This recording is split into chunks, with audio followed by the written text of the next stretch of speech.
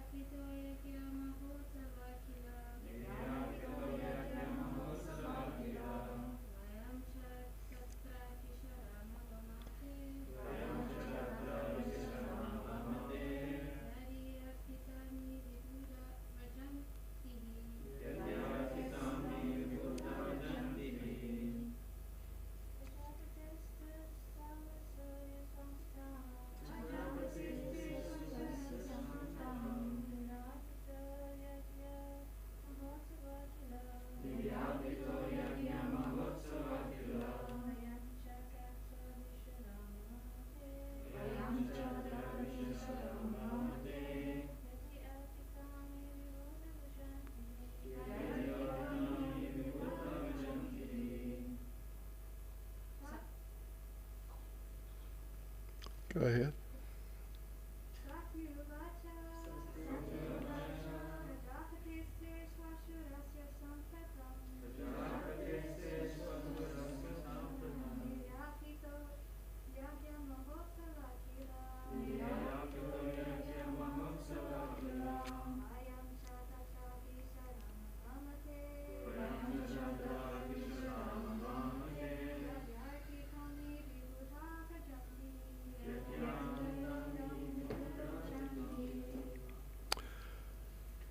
Sati Uvacha.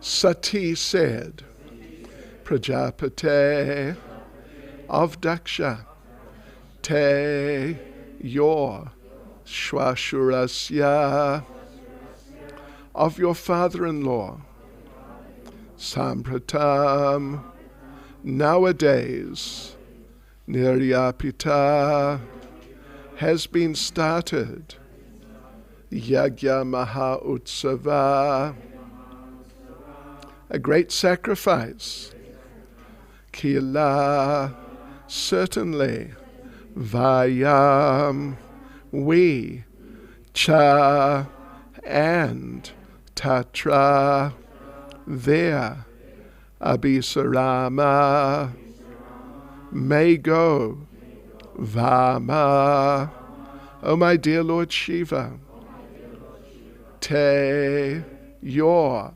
Yadi, if, Artita, desire, Ami, these, Vibodha, demigods, Vrajanti, are going, he, because.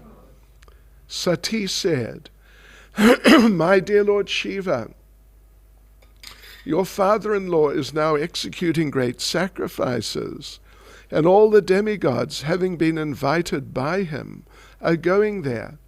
If you desire, we may also go. Just a moment.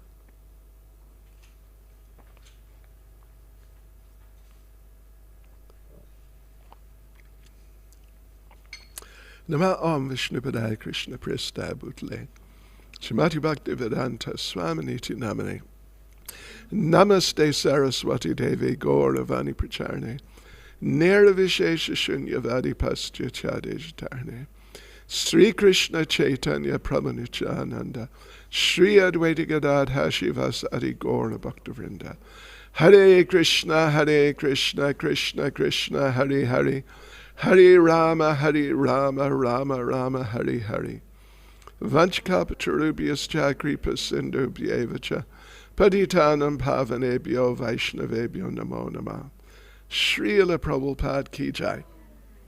Satyavacha prajapates te shvashurasya sampratam niryapito yagya mahotsava kila vayam chatatra birasarama vamate yadyartita mi vibhuda vrajantihi.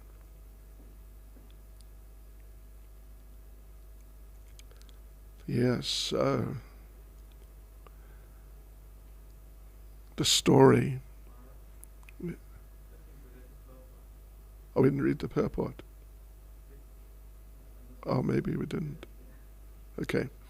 Sati knew of the tension between a father and a husband, but still she expressed to her husband, Lord Shiva, that since such sacrifices were going on at her father's house, and so many demigods were going, she also desired to go. But she could not express her willingness directly, and so she told her husband that if he desired to go, then she could also accompany him. In other words, she submitted her desire very politely to her husband. Sorry, I was just in a whole sort of meditation on the Sanskrit and how she's addressing Lord Shiva. She's addressing him te, your twice, for your, which is sort of familiar. It's not respectful. I mean, it's not that it's disrespectful, but it's not specifically respectful. Yeah. You know, these more classical languages, they always have at least two ways of addressing people. One is familiar and one is respectful, or like for seniors. But in Sanskrit, of course, there are three forms. This is, these classical languages, more classical, put it that way. Even just French, which it's fairly classical, but it's not as classical as Latin or Russian, and certainly not as classical as Sanskrit. So Sanskrit has three ways. Three: singular, dual, and plural. And for respectable people like seniors, they're usually addressed with the plural. And that, just Hindi, it's like that. Well, I think there's 3 levels, isn't it, in Hindi? Is it? Who are Hindi grammaticians here? Anyway, at least 2, but 3, maybe. Definitely at least 2. And Russian, there's 2. And they're very specifically used. And well, what made me think about it was that she is, as Prabhupada says, and it's very clear from what she says, she is addressing him very respectfully. It's not just, the usual household dealings, just informal. But as Prabhupada points out, she told her husband that if he desired to go, she could also accompany him. She's the one who wants to go. Yeah. And she understands. Of course she understands. Well, first of all, she understands that her husband has not been invited at all. And it's one of these events by invitation only. No gate crashes. So, but the thing is, for her, because she's the daughter, she's always invited. There's no need for an invitation to the daughter. It's just understood. Like in so-called English etiquette, British etiquette. If you ever look up, it's very amusing and it's very interesting. Different British etiquettes. Sometimes you get sort of tables that if people say this, they mean that. And if they say, of course, children are always invited, but if you're not one of the children, if you're just someone who is at their place or who you meets them, and if they say, just come anytime, what it means is, we don't want you to come. Yeah. Because people who are not family, they must be invited. So that's not an invitation. Just, come anytime you like. It means we don't want you to come. Thank you. British etiquette. It's really quite something. Yes. Like if you offer them something to eat and they eat it and they say, oh, lovely, means it's horrible. Anyway, that's British etiquette. It's sort of etiquette or something. But in Sanskrit and in Vedic society, there's very specific etiquette.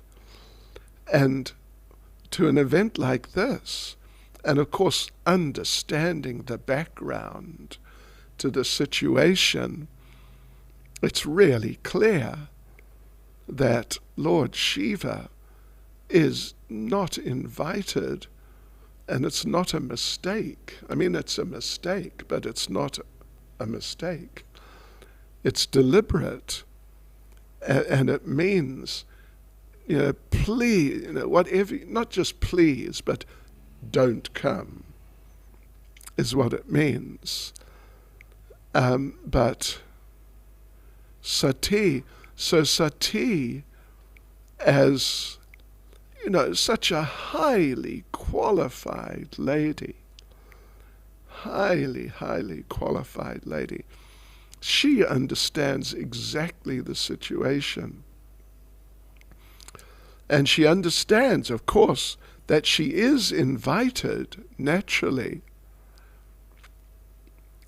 But for her to go, just generally according to the standards, for a wife to go to an event of this sort, some sort of substantial event where lots of people will be there, for a wife to go without her husband is really, it's just not the etiquette. So she doesn't want to just roll up on her own. If it was just a gathering of the sisters and the actual immediate family members, then she could go, at least according to standards of etiquette. She could go, she should go, or she must go, more or less. But to some big event with all these different, all the demigods, and as we read regarding, because this is now another sacrifice. It's not that one where the whole, cursing, etc. happened. It's another one. So we've gone into the future a little from that time. So for her just to go, even though she's automatically invited, but without her husband, it doesn't really look good. She would sort of stick out like the proverbial sore thumb. So therefore, she asks him, can vayam, we, if you desire, we may also go. So she's caught in a real social situation, a really nasty little situation caused by her father, and we know the story by now, back to front pretty much. But still, there's affection there. There's affection there.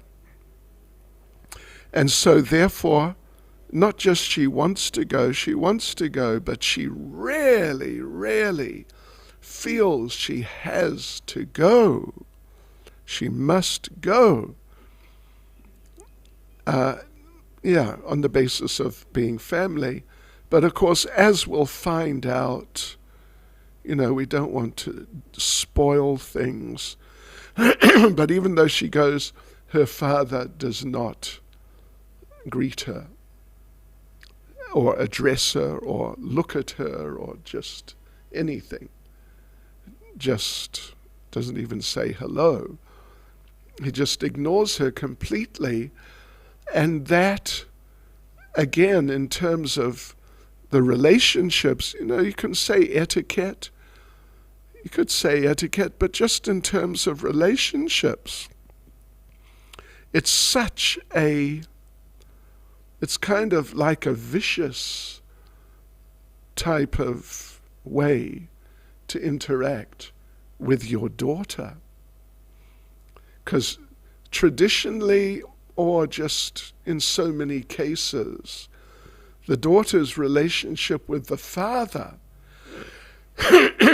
if the parents are really quality parents, and if the daughter has really been brought up,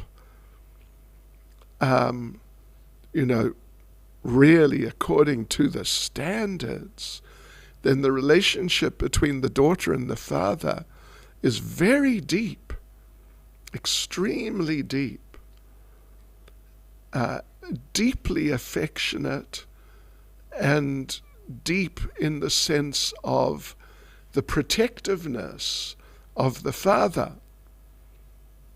And therefore, when the daughter is given in marriage, and it's generally, it's called kanyadan, it's actually a form of charity, then one of the main qualifications of the husband-to-be has to be his capacity to protect, like the father.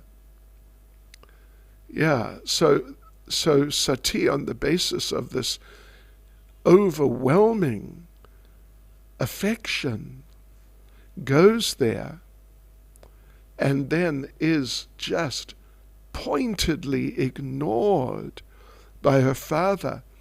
It's so shocking and so deeply disturbing that, well, wait and see what happens. But you all know what happens. She commits suicide on the spot. How's that? That's really quite something, isn't it? I mean, that's really completely astonishing. Very amazing. Anyway, the main point that comes out here is her politeness to her husband. Although she uses te, your, twice, it's kind of more informal, your.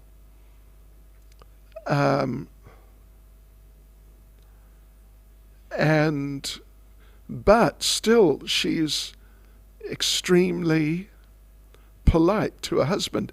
Husband is generally, at least, well, I mean, the tradition is he's considered a senior. And you know the famous story where from Srila Vishnu Chakravarti Thakur of the snake doctor, if you know that story. Srimati Radharani is is not allowed to go out of the house by Jatila, because Jatila, the mother-in-law, who's definitely a senior, doesn't want her to have contact with Krishna, who, in the pastimes is just always around, looking for ways and usually finding ways to meet with Radharani, if only fleetingly, but to meet. So to stop all that, Jatila, the mother-in-law, won't let her out of the house or the palace.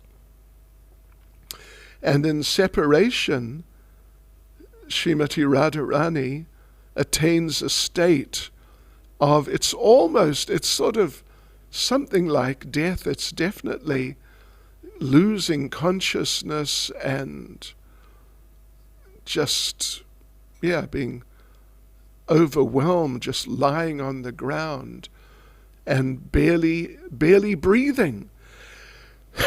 So, it's a long story, we won't go through it, but in the end, or as the story develops, Krishna himself, the understanding, which is not true, but still it's held, the understanding held is that Radharani has been bitten by a snake, so we need a snake doctor. And so they go out, Jatila goes out to find a snake doctor and finds one who she hasn't met before, who happens to be Krishna dressed as a woman. But Krishna is so expert in disguise that Jatila doesn't recognize him. So, like I said, it's a bit of a long story, but Krishna cures Radharani from apparently being dead or near death, and the door of the room where she is opens, and there she is, she's fine.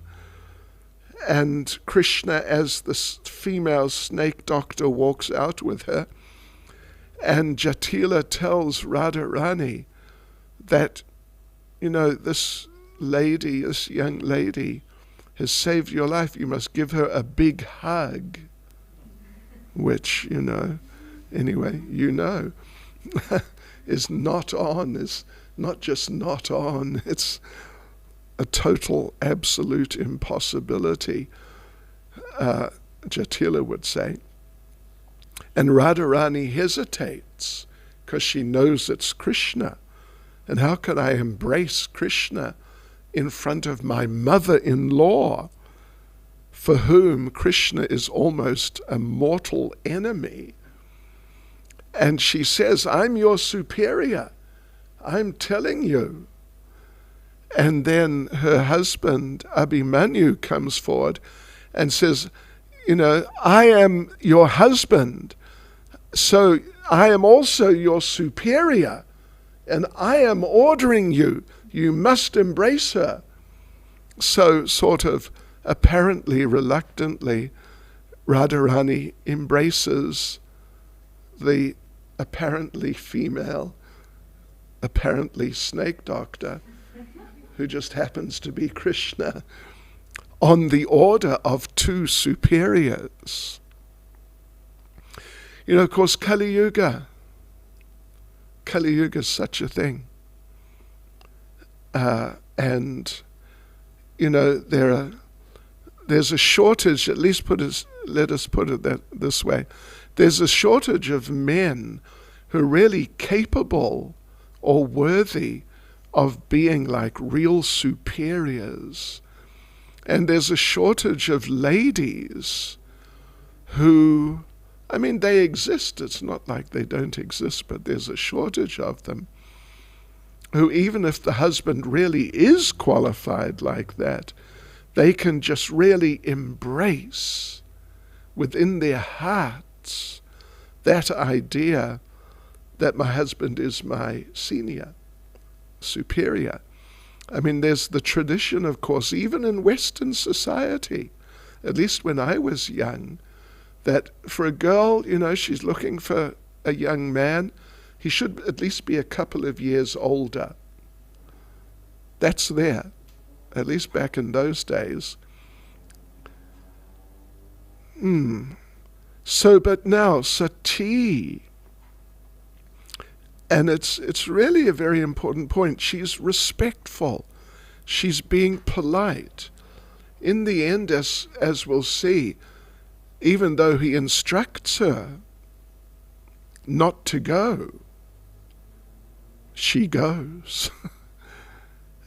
And, all this whole event unfolds where her father just insults her so badly, and she commits suicide. As a result, it would have been better, you could say, if she did what Lord Shiva said, because he wasn't just trying to be the big controller. He was trying to protect her, because he understood what was likely to happen, and in fact what did happen when she went there. But even if she hadn't gone, the relationship was so extremely bad that it probably would have come to that sooner or later anyway. It's hard to imagine that the relationship could have been recovered. But anyway, you never know. They probably have their version of ISKCON Resolve in demigod society also. ISKCON Resolve for resolving interpersonal conflicts. And we've seen they've resolved some conflicts which everybody else had just given up on as being completely hopeless. So this is a very important point, to be respectful.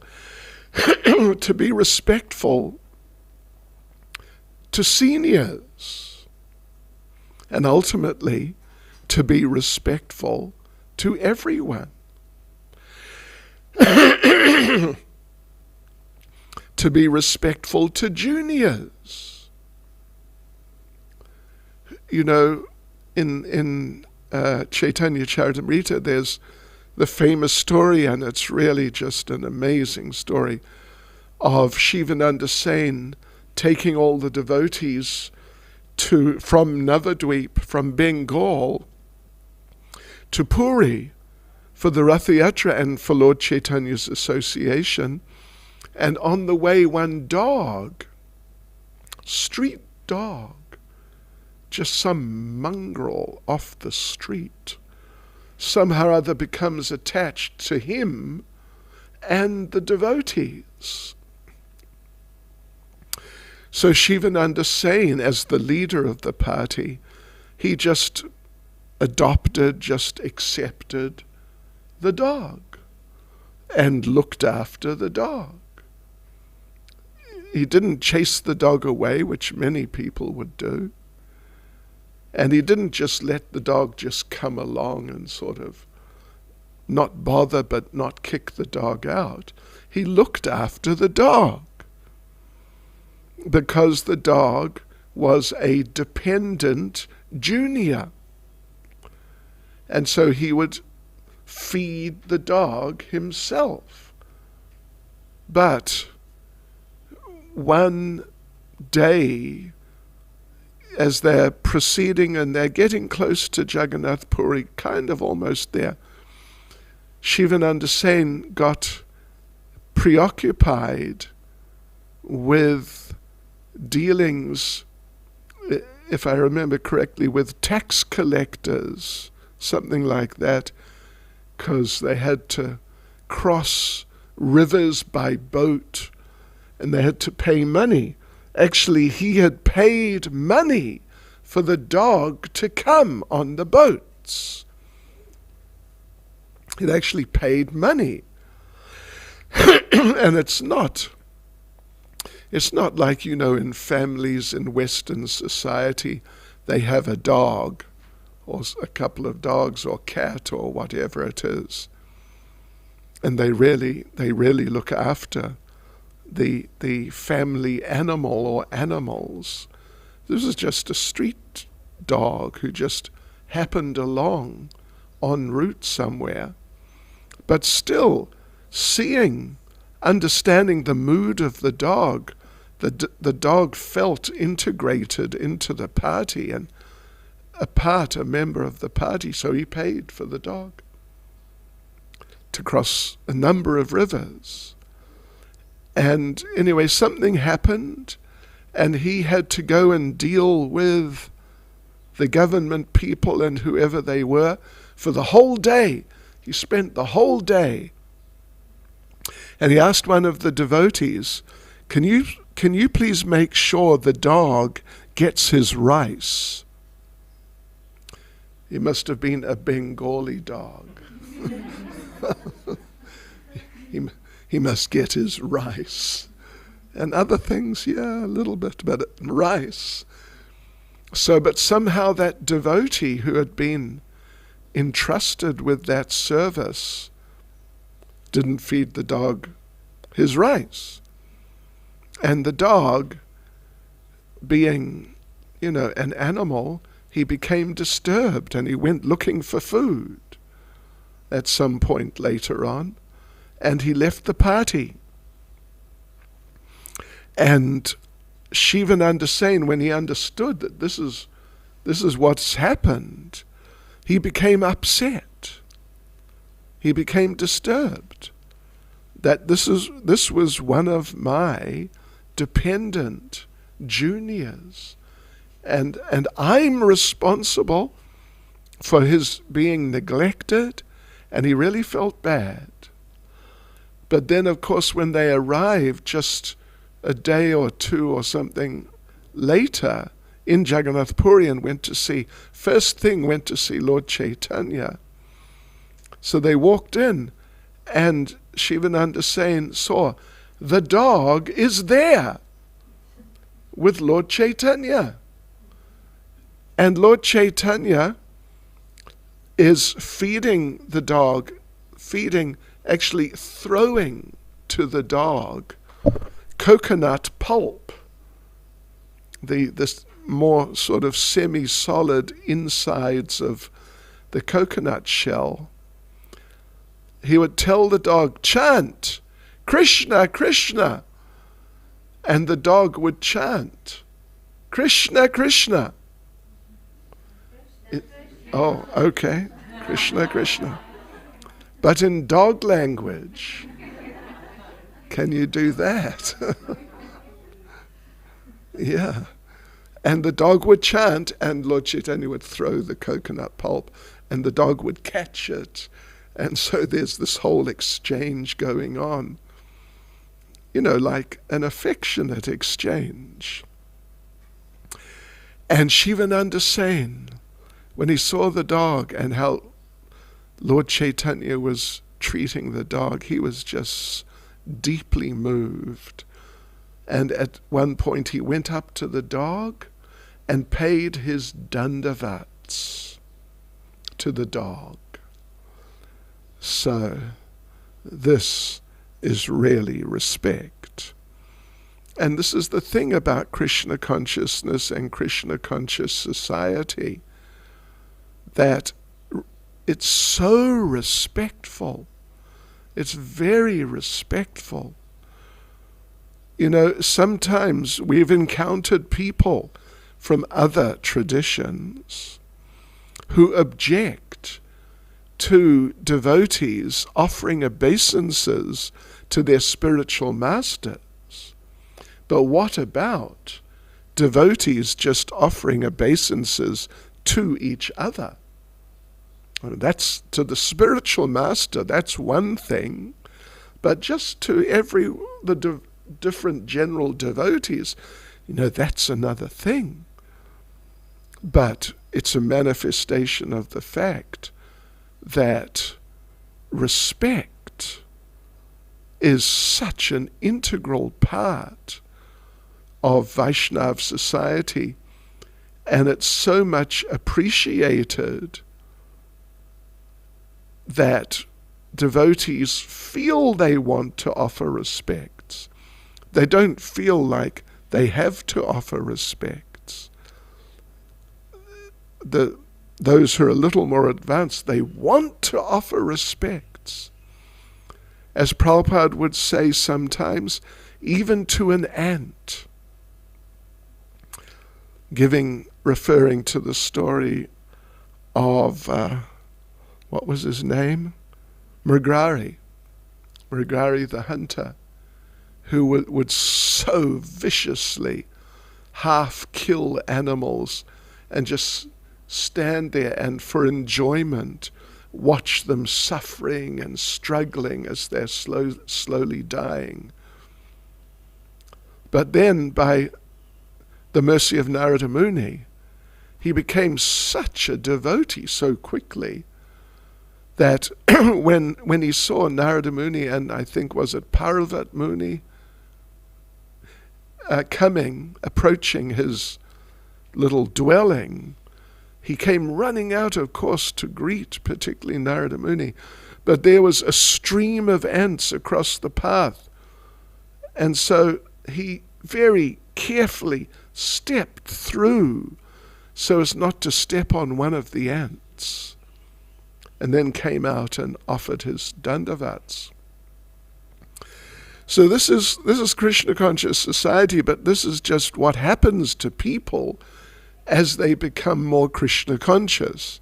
They just naturally, and not according to rules and regulations like, oh yes, sir, I must do this or I must not do that, but from the heart, they want and they do offer respects. They bow down. And, I've mentioned before when I was just a really new devotee, back in early 1973 in London, in this temple which was just full of devotees. So every morning in the bathroom, everyone would offer obeisances to everyone else. And it was just like a Mahotsava. It was a great festival of offering respects. It was just down and up and down and up and down and up and down and up. And yeah, for some minutes. It was amazing. So, Krishna consciousness is so purifying.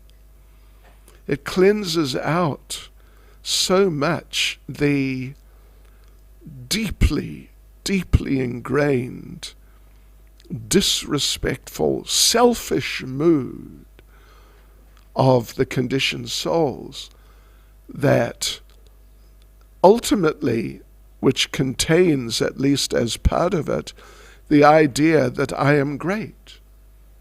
And when you're great, then you don't bow down to people who are not great, of course. Yeah. So it's an interesting aspect of Krishna consciousness as you could say as a culture, but not just a culture in the sense of learning how to do the right things and not do the wrong things. How to pick up your teacup, for example. When to pick up your teacup. Not before the seniors have picked up their teacups and things like this. But through purification of the heart, the natural tendency develops, and you could say unstoppably manifests, of the devotees wanting and therefore doing different offerings of respect to the devotees. And of course to the seniors, but actually to all the devotees.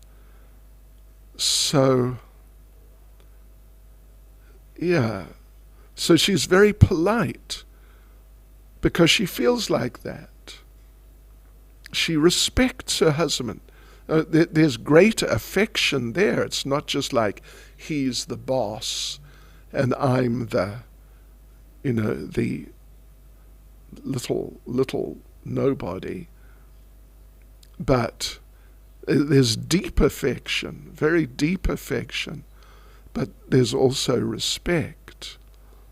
So this is Krishna consciousness, and it just shows, it's one of many things which shows the depth of Krishna consciousness as opposed to the lack of depth of, other practices and things.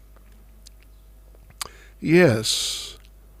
So, I've mentioned before, it's just a funny little example which I observed personally when Srila Prabhupada came to Bhaktivedanta Manor.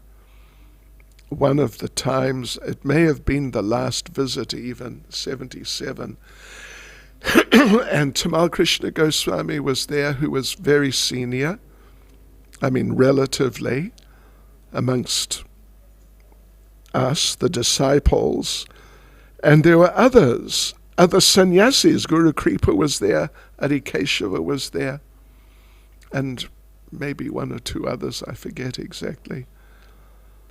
And me and a couple of other devotees, we got assigned to serve the sannyasis lunch.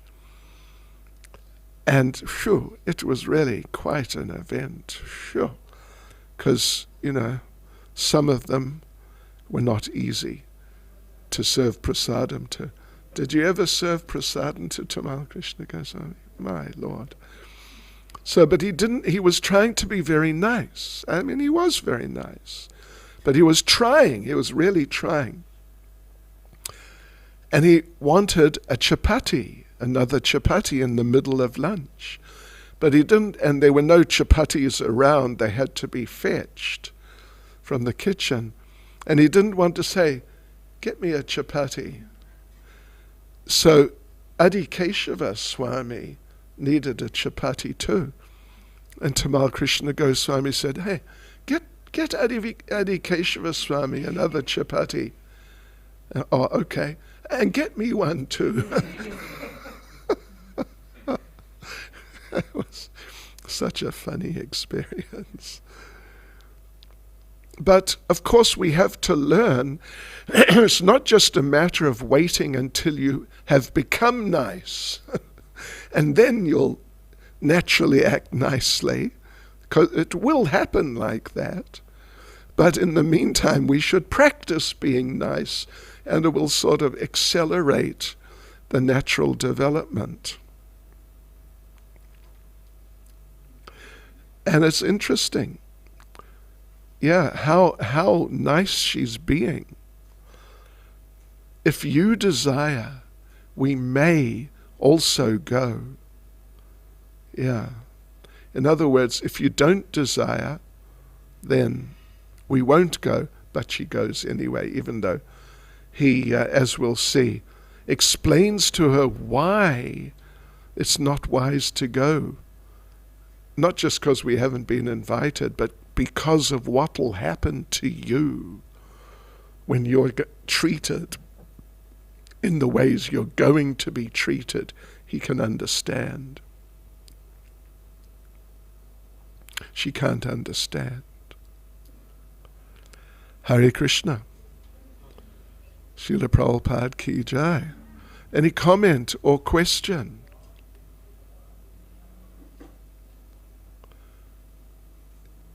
Words of wisdom. Okay.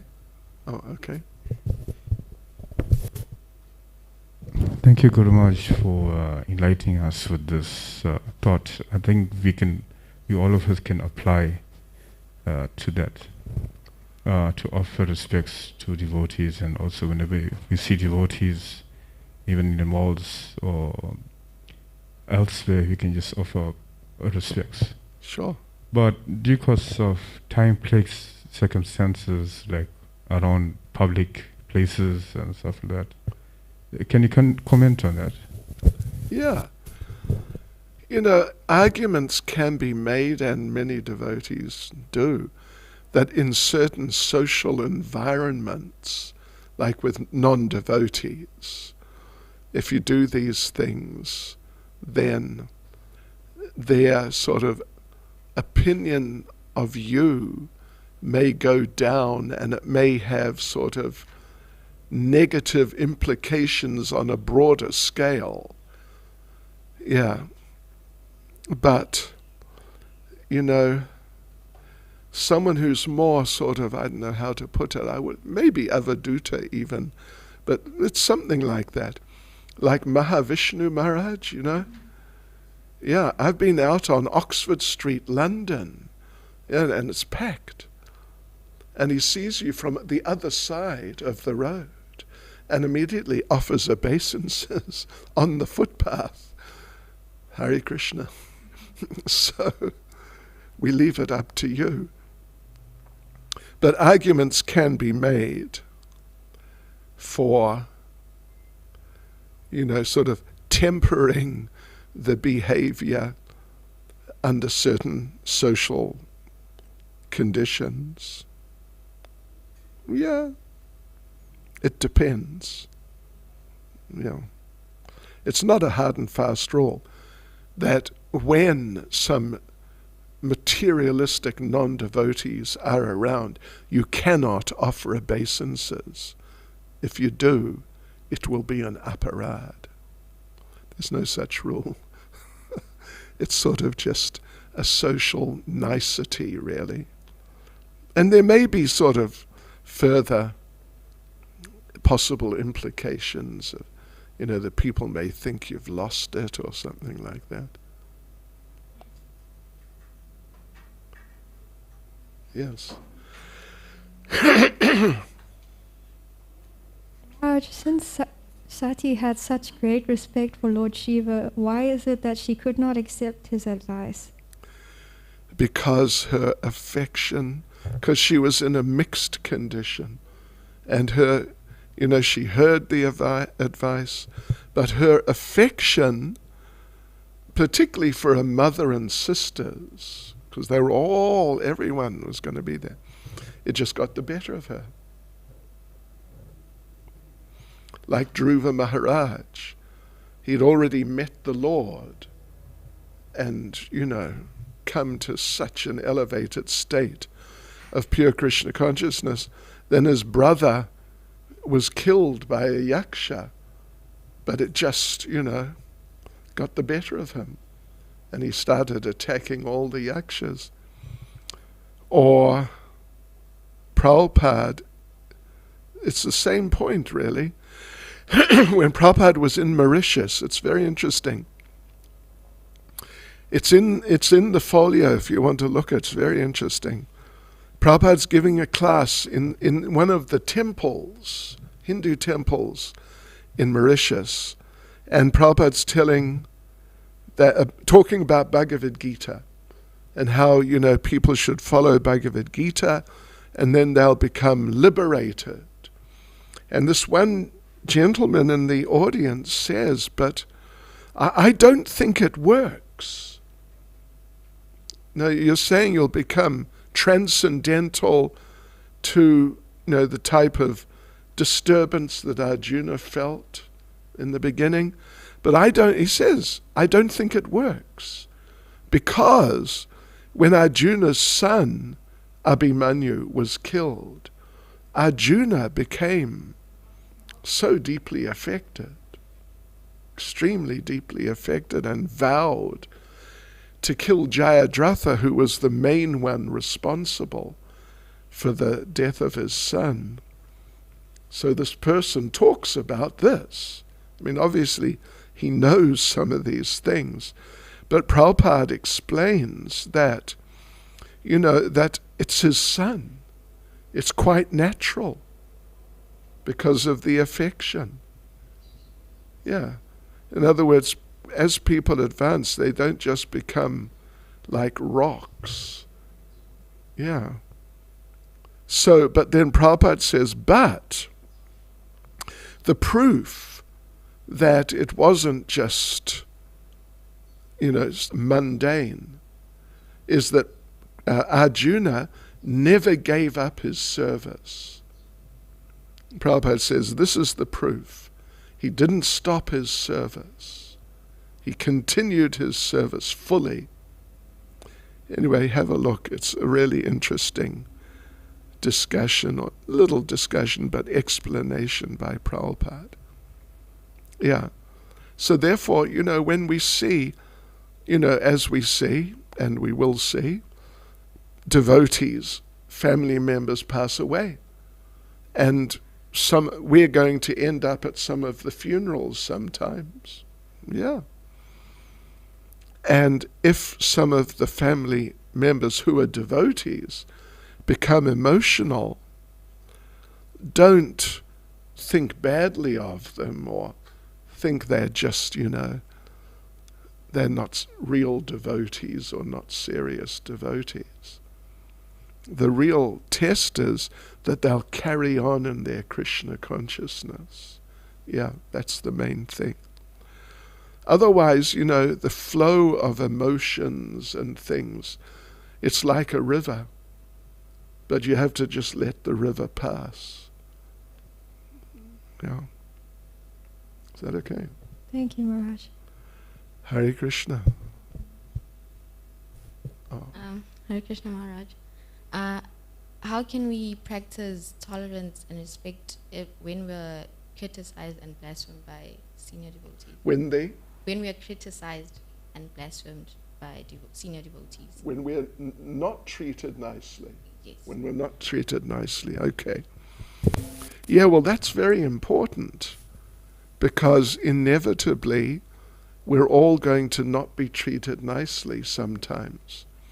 And I tell you one thing, if you want to have experience of not being treated nicely, go out and distribute Srila Prabhupada's books on the streets, particularly in some countries, or in a place like London.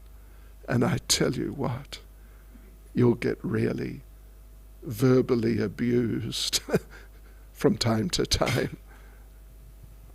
But anyway, the thing is, if you're treated disrespectfully or even abusively, something like that, is to understand that this is happening to me because of my previous sinful activities. Because I have treated people like this, the natural karmic reaction is, I am now being treated like this. This is how it happens. There's no, in other words, there is no such thing as an innocent victim in that sense. I mean, someone may be, under the immediate circumstances, an innocent victim. They didn't do anything at all to anyone, but suddenly some people come and do things to them. But that's just on the immediate level. And in Krishna consciousness, we look way beyond immediate levels. We look at the deeper levels. And so, according to karma, as the Bible says, an eye for an eye and a tooth for a tooth. This is how the laws of karma work on the material level. So if it happens, or let's just say when it happens, we have to try to be able to accept that, and then understand that I am just getting what I deserved because of something I did maybe in some previous lifetime, even a number of lifetimes before. And therefore, I shouldn't be angry with these people or person or whoever it is. And take it that it's for my purification and for my education. Let me never treat people like that again, but let me always treat people respectfully. So, in the future, instead of people just walking up out of nowhere and just treating us badly, people may just walk up out of nowhere and just really treat us nicely. And you know what? I received a letter this very morning, from a lady, devotee in Ukraine. And she's saying, I could read the letter.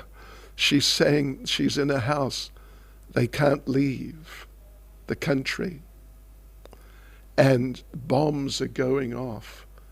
And shells are landing around, the neighborhood. And she's saying, but I don't want to think badly about these people. And that's not just being told you're a silly fool or something like that. That's, death. Being innocent in an immediate sense, but who knows what'll happen.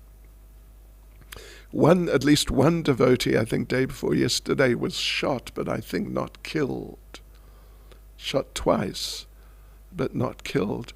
But, it would be a surprise if none of the devotees get killed. If 0 devotees get killed, gosh, we hope so. But it's like that. These things, karma catches up with us. And when we're devotees, because when we become devotees, Krishna takes our karma and we become karma free. But then still the same types of things happen sometimes.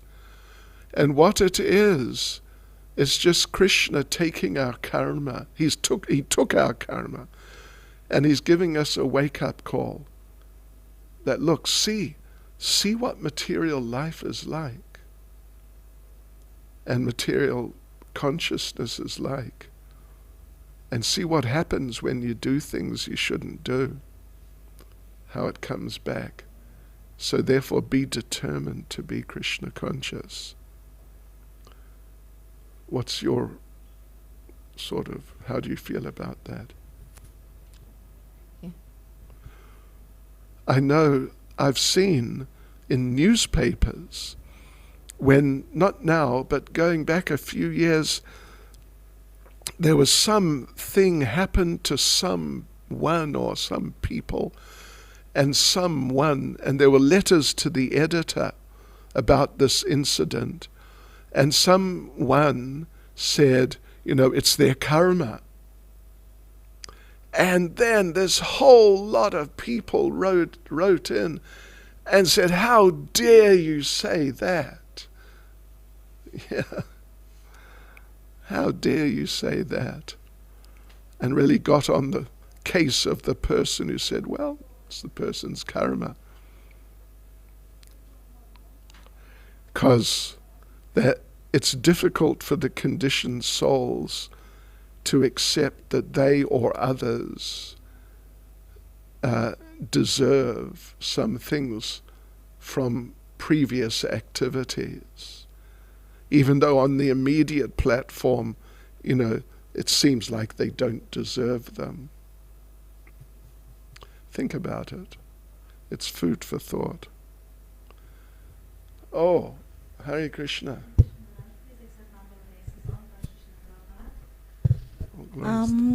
I've been put in a situation where a junior devotee practicing has been disrespectful and very controlling and been abrupt. How do we handle the situation? Yeah, well, I would say that, if they're being disrespectful like that, it would appear that you're trying to preach to them to change their behavior or their mentality. Would probably not work. So therefore, it would be a good idea to refer it to some senior or seniors who that person might listen to more than they might listen to you. In principle, that's how we work in Krishna consciousness. Hopefully then the seniors we refer it to will be responsive and not just sort of forget about it. But that's, in principle at least, that's what we should do.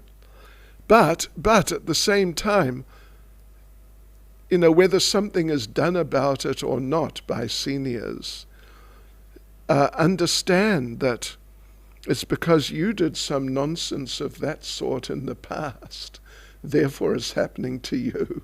So you can't become too sort of self-righteous, How can they say things like that to me? How can they treat me like that? Because I'm a good person.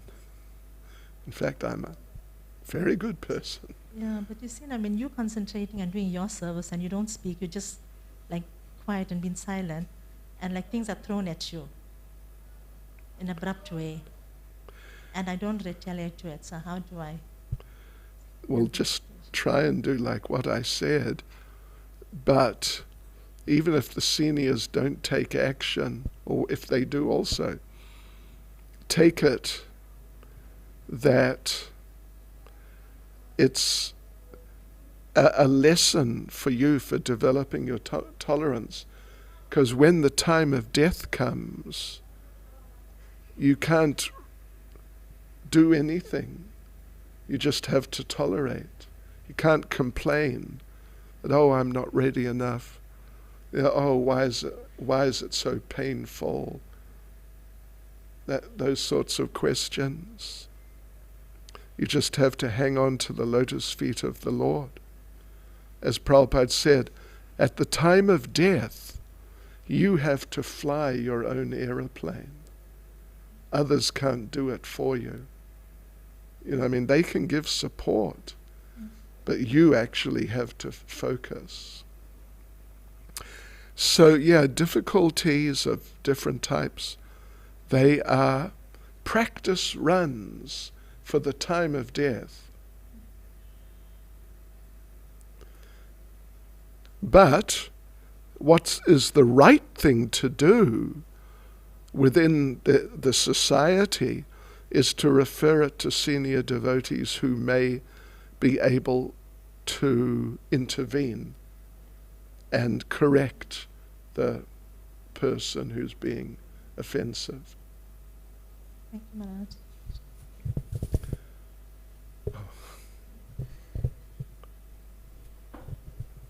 last question. How can we not be angry at the instrument of our karma?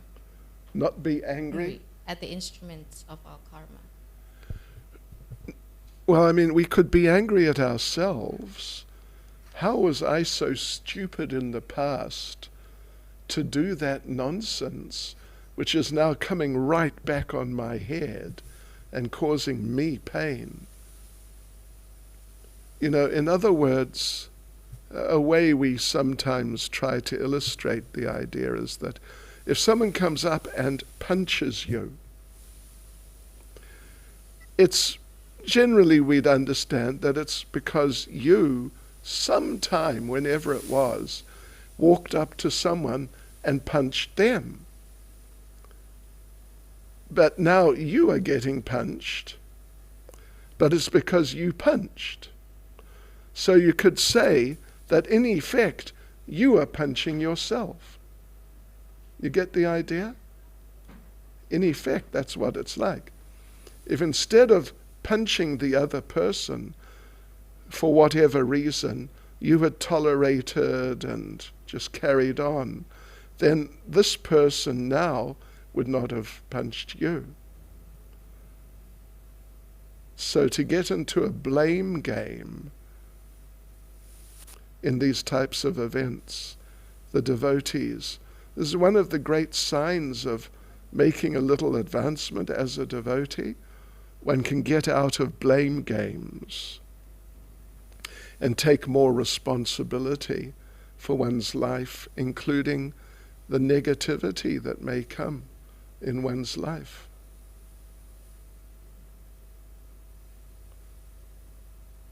Is that okay? Hare Krishna. Oh, some word. No, it's okay. I don't. Yeah.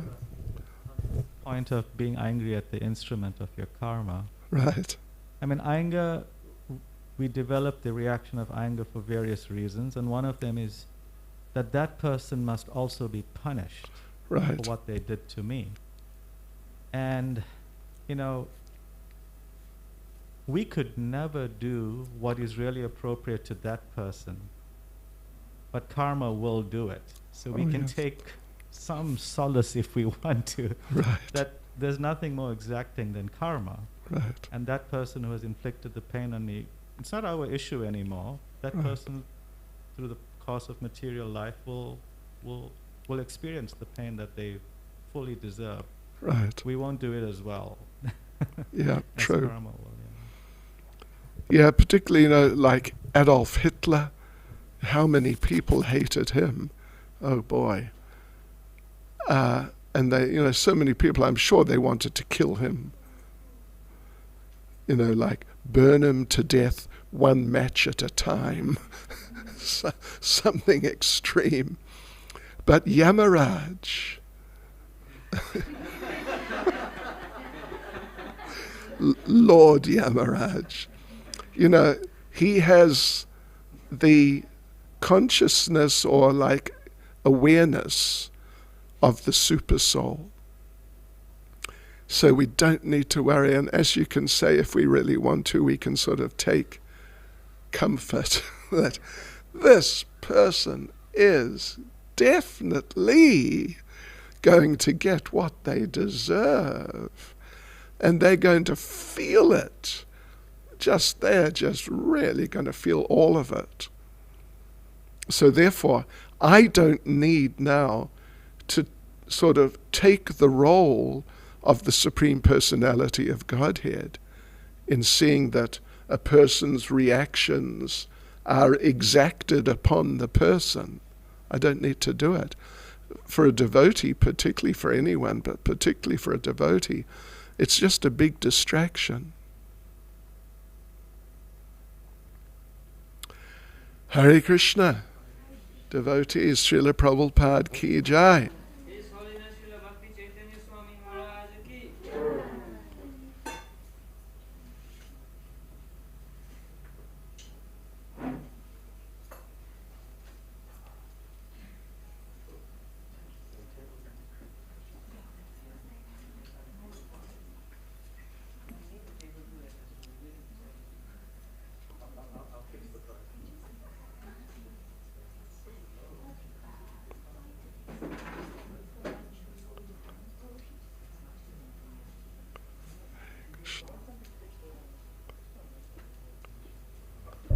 Oh, Hare Krishna. Thank you. I don't deserve it, but you're a kind devotee.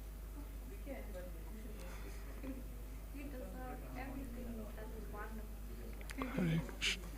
Hare Krishna. Oh, Phoenix, I'm not sure. Yamaraj Prabhu will know.